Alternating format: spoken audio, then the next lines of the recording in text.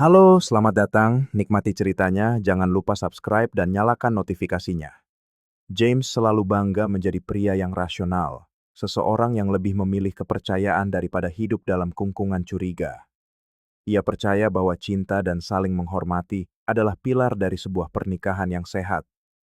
Di mata orang lain, hubungannya dengan Meghan tampak seperti teladan. Meghan adalah wanita yang karismatik, cerdas, dan ambisius dalam kariernya sebagai manajer pemasaran. Namun, rutinitas yang tadinya tenang dan dapat ditebak mulai berubah. Semua berawal secara halus.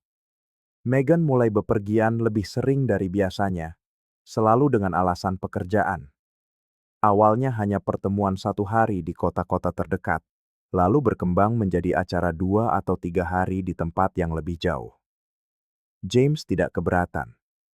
Ia mengerti bahwa pekerjaan Meghan menuntut fleksibilitas, dan ia siap mendukungnya. Akan tetapi, perjalanan-perjalanan itu mulai bertepatan dengan saat-saat James paling membutuhkannya di rumah. Hari ulang tahun, makan malam yang telah ia rencanakan berbulan-bulan sebelumnya, bahkan janji temu penting dengan dokter. "Richard membutuhkanku untuk presentasi ini," kata Meghan dengan senyum yang terasa sedikit dibuat-buat. Richard. Nama itu mulai lebih sering muncul dalam percakapan mereka. Ia adalah atasan Meghan, seorang pria dengan sosok berwibawa dan rekam jejak kesuksesan yang membuat siapapun mengaguminya. Meghan berbicara tentangnya dengan hormat, tetapi ada sesuatu yang berbeda dalam caranya menyebut proyek-proyek Richard, ide-ide briliannya, dan betapa banyak yang ia pelajari di sisinya. James mencoba menepis pikiran-pikiran itu, meyakinkan diri bahwa benaknya hanya sedang mempermainkannya. Lagi pula, Richard sudah menikah dengan Laura, seorang wanita yang tampak seolah baru saja melangkah keluar dari sampul majalah. Mengapa Meghan mempertaruhkan 7 tahun pernikahan untuk sesuatu yang sangat tidak mungkin? Namun, perasaan bahwa ada sesuatu yang salah tidak kunjung hilang.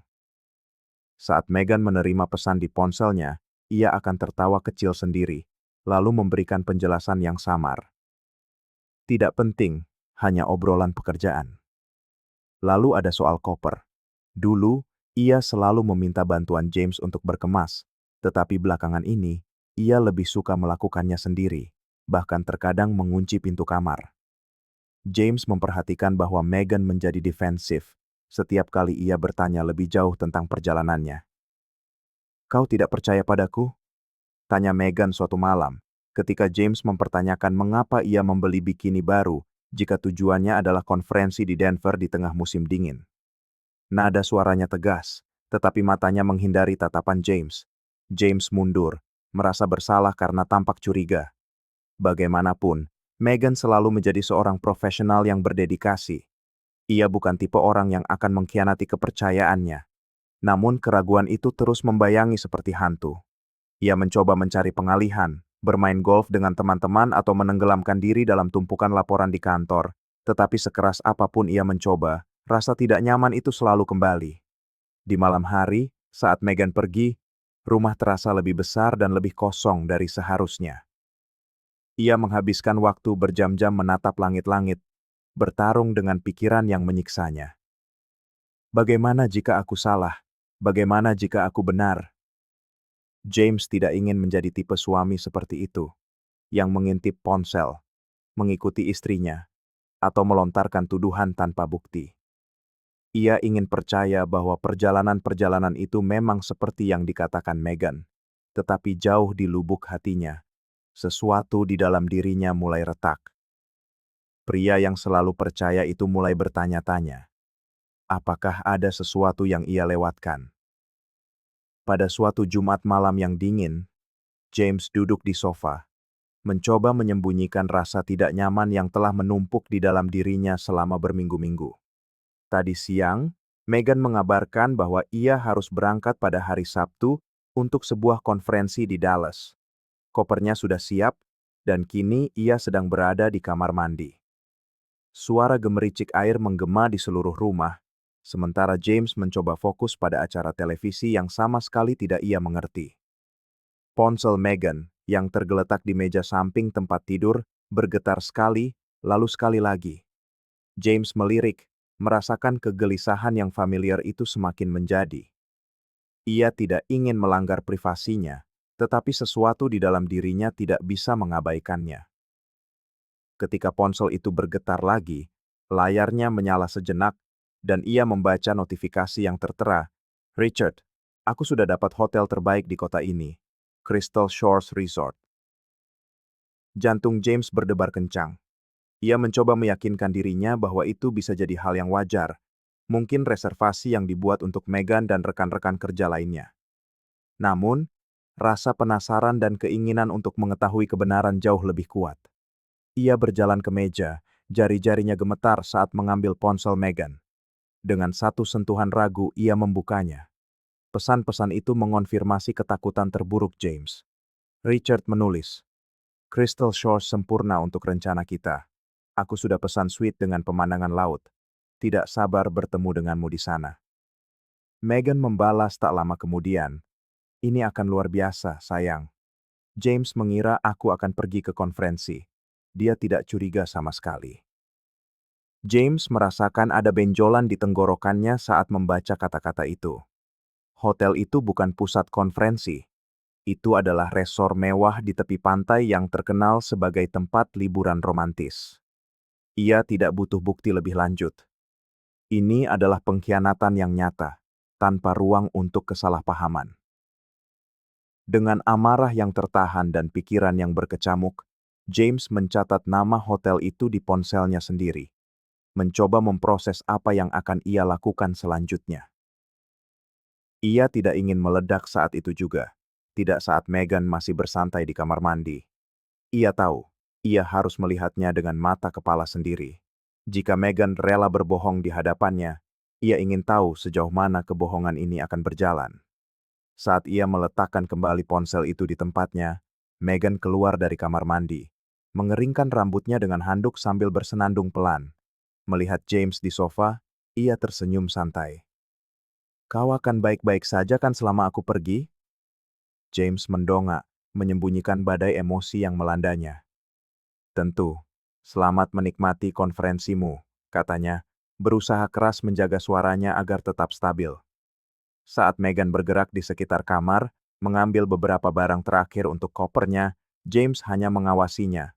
Tatapannya lebih dingin dari yang pernah ada. Pada saat itu, ia sudah memutuskan. Keesokan harinya ia akan mengikuti Meghan ke Crystal Shores Resort. Keesokan paginya, James bangun sebelum Meghan. Ia duduk di meja dapur, berpura-pura menyeruput kopi sambil mengamatinya dari kejauhan. Meghan turun dengan tergesa-gesa mengenakan blazer yang elegan, tetapi James sempat melihat sekilas gaun pantai yang terlipat rapi di dalam tasnya. Hati-hati sayang.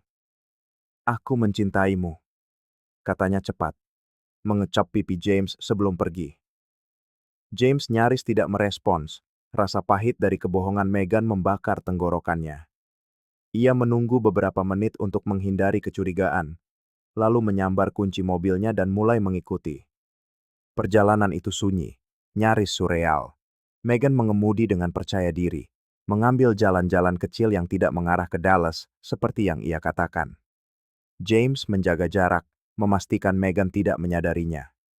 Setelah 2 jam di jalan, ia melihat mobil Meghan parkir di depan Crystal Shores Resort yang mewah, sebuah tempat yang seolah-olah berasal dari majalah pariwisata. Membicarakan konferensi di sini hanyalah lelucon yang kejam. Dari dalam mobilnya, James melihat Meghan keluar, membetulkan kacamata hitamnya, dan mengenakan topi lebar. Tak lama kemudian, Richard muncul dari sebuah mobil sport convertible. Ia membukakan pintu untuk Meghan, dan keduanya tertawa saat berjalan menuju area resepsionis hotel. Tampak seperti pasangan yang sangat serasi. James merasakan sakit yang menusuk di dadanya. Wanita yang ia cintai, yang ia yakini jujur, kini berada di sana berbagi momen intim dengan pria lain, tanpa menunjukkan sedikit pun penyesalan. Ia tidak bisa langsung keluar dari mobil. Ia tetap di sana, menahan air mata dan mencoba mengumpulkan keberanian untuk menghadapi apa yang akan terjadi selanjutnya. Beberapa menit kemudian, Richard dan Meghan keluar dari hotel, kali ini dengan pakaian pantai, Megan tampak memukau dalam balutan bikini biru dan sarung yang diikatkan di pinggangnya. Richard menggandeng tangannya saat mereka berjalan menyusuri jalan setapak menuju pasir. James mengikuti dengan berjalan kaki, menjaga jarak aman. Deburan ombak yang seharusnya menenangkan terdengar seperti raungan di telinganya. Ia bersembunyi di balik beberapa pohon palem dan memperhatikan mereka mendekati bibir pantai. Megan tertawa, melemparkan kepalanya ke belakang dengan cara yang sangat James kenal. Itu adalah tawa yang ia berikan saat ia benar-benar bahagia. Lalu, sesuatu membuat jantungnya berhenti berdetak. Megan melepaskan ikatan sarungnya dan, tanpa ragu sedikit pun, melepas atasan bikininya. Richard melingkarkan lengannya di pinggang Megan, dan keduanya berjalan bergandengan tangan menuju air. Mereka tampak begitu santai, begitu bebas, hingga James merasakan campuran amarah dan penghinaan. Ini bukan sekadar pengkhianatan, ini adalah sebuah ejekan.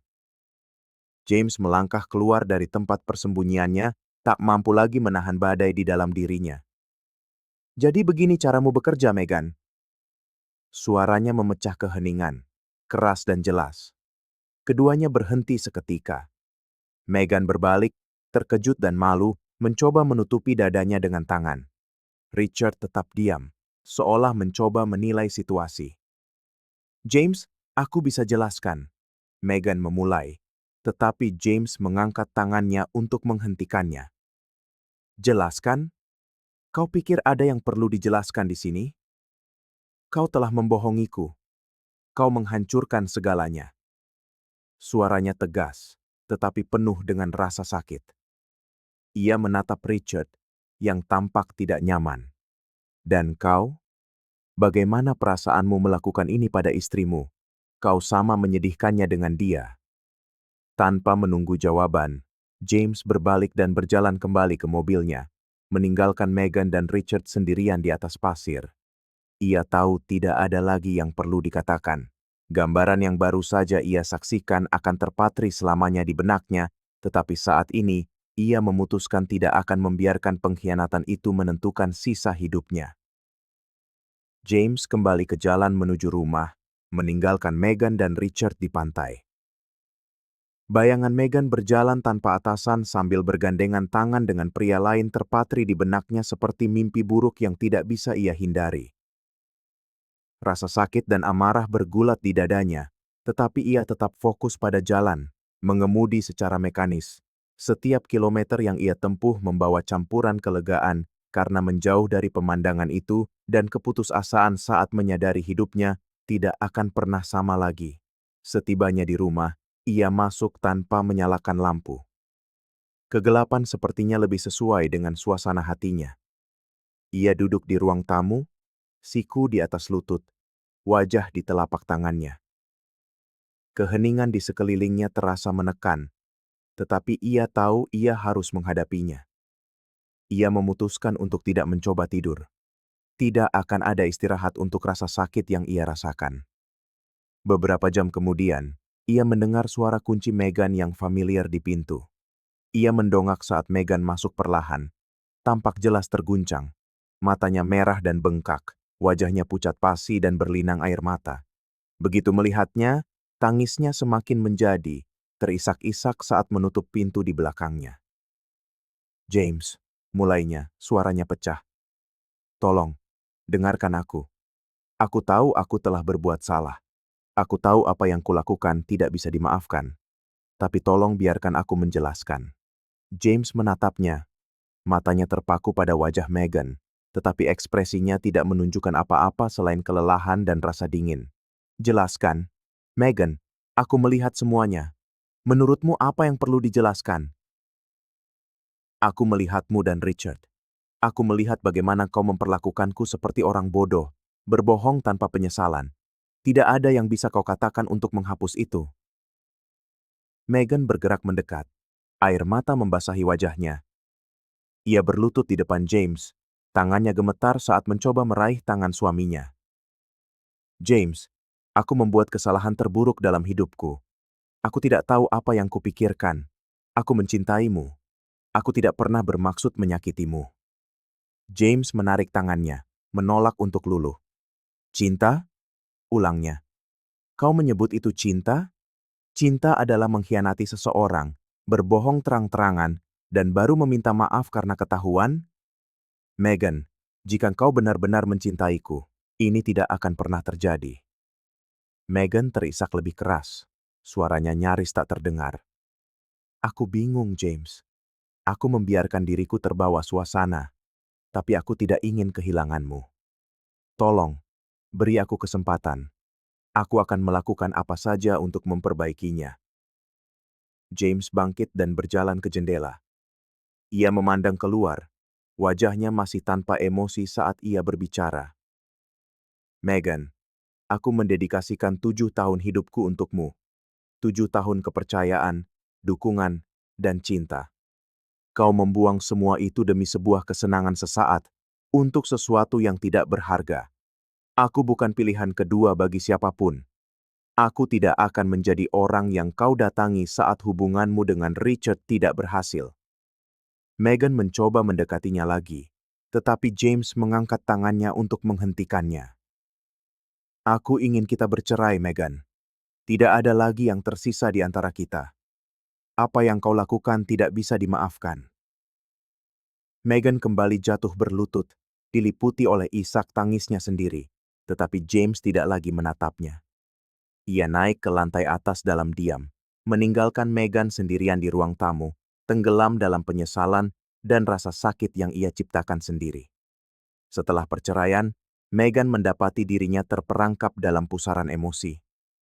Ia hancur karena kehilangan James, tetapi pada saat yang sama, ia berpegang pada gagasan bahwa hubungannya dengan Richard akan meringankan rasa sakitnya. Ia perlu percaya bahwa pria yang menjadi alasan ia mempertaruhkan segalanya itu bersedia melanjutkan hubungan mereka. Beberapa hari kemudian, Megan menunggu saat yang sepi di kantor dan menemui Richard di ruangannya. Ia masuk tanpa mengetuk, masih diliputi rasa bersalah dan cemas. Kita perlu bicara, Richard, katanya menutup pintu di belakangnya.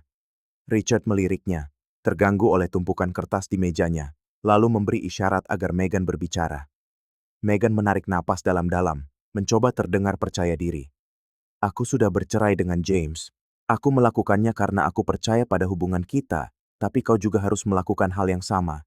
Kita tidak bisa terus seperti ini. Richard tertawa singkat tanpa humor dan bersandar di kursinya. Apa kau serius? Megan, apa kau benar-benar berpikir aku akan meninggalkan Laura untukmu? Megan mengerjap, bingung. Apa? Tapi kau bilang kau mencintaiku, bahwa hubungan ini istimewa. Richard menggelengkan kepala. Nadanya kini lebih dingin. Megan, itu menyenangkan selagi berlangsung. Tapi aku akan jujur padamu. Aku tidak akan pernah menikahi wanita yang berselingkuh dari suaminya. Jika kau melakukan itu pada James, apa jaminannya kau tidak akan melakukan hal yang sama padaku? Aku tidak naif. Kata-katanya menghantam Megan seperti pukulan telak.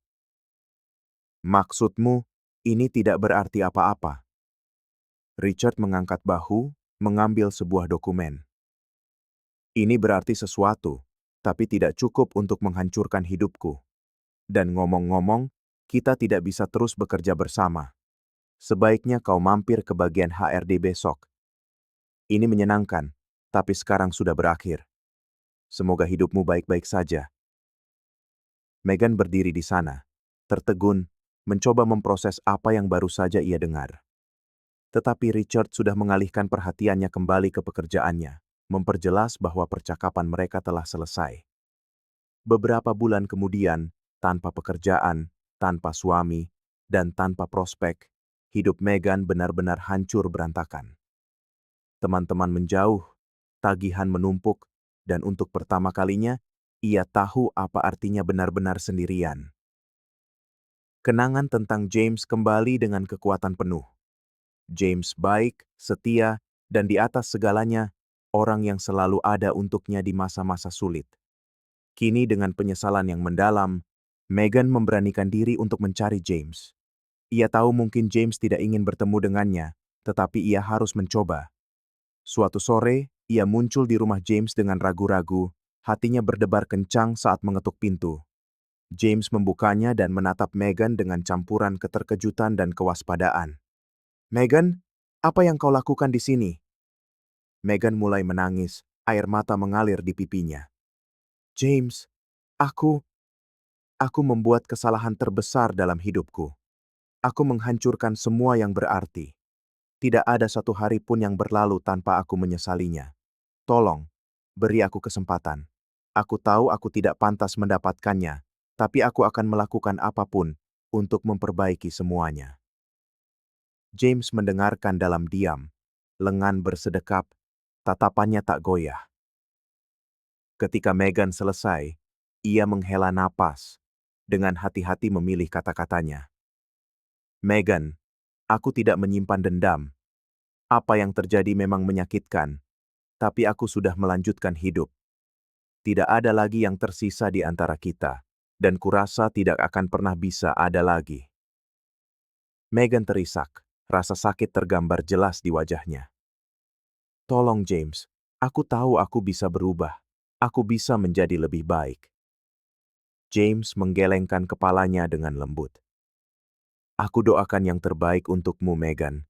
Tapi aku bukan jawaban untuk masalahmu. Semoga hidupmu baik-baik saja." Dengan itu, ia menutup pintu, meninggalkan Megan sendirian di teras. Megan berdiri di sana selama beberapa menit, mencoba menghentikan air matanya, lalu akhirnya berjalan pergi. Pengkhianatannya telah merenggut segalanya, dan ia sadar bahwa beberapa hal, sekali hancur, tidak akan pernah bisa dibangun kembali. Terima kasih telah menonton video ini. Jika Anda menyukainya, jangan lupa untuk berlangganan channel ini dan nyalakan notifikasi agar tidak ketinggalan cerita terbaru. Sampai jumpa lagi.